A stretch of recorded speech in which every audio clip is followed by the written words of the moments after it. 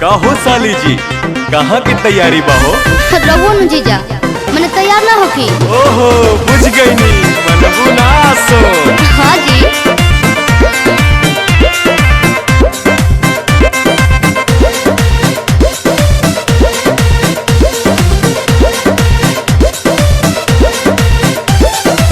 जातारू माई के दर्शन तू करे। हाँ जी। काहे के लगलू है साजे सवारे।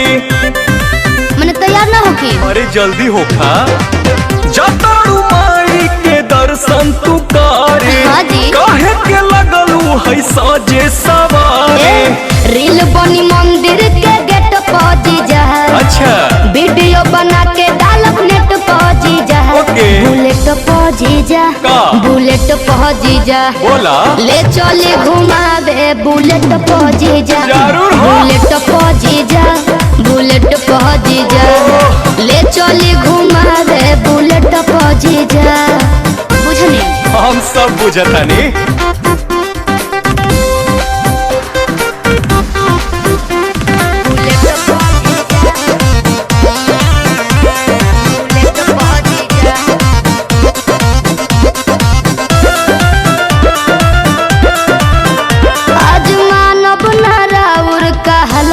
जीजा सूट पहन के तैयार बनी ललका जीजा।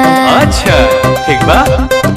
ए जीजा जी सुना जौन कहबू खाए के साली उ घर ही लिया दे हबो। अरे ना जी। डेयरी मिल्क कहा चॉकलेट तू पैकेट खिया दे हबो। मालूम ना हम चॉकलेट पा जीजा। अरे चाउमीन चाट के प्लेट पा जीजा। बुलेट पा जीजा का? बुलेट पा जीजा बोला। ले चले घुमावे बुलेट पा जीजा। आहो। बुलेट पा जीजा का? बुलेट पा जीजा ले चले घुमावे बुलेट पा जीजा। अरे भागत काहे बनी? तोहरी कहाँ भागतानी।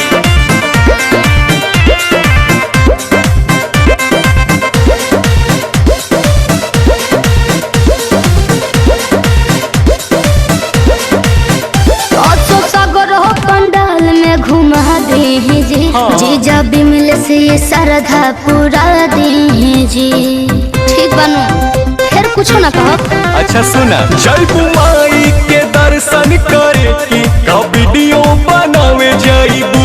माना बतिया बिना पांडे के का मोबाइल भूलावे जाइबू।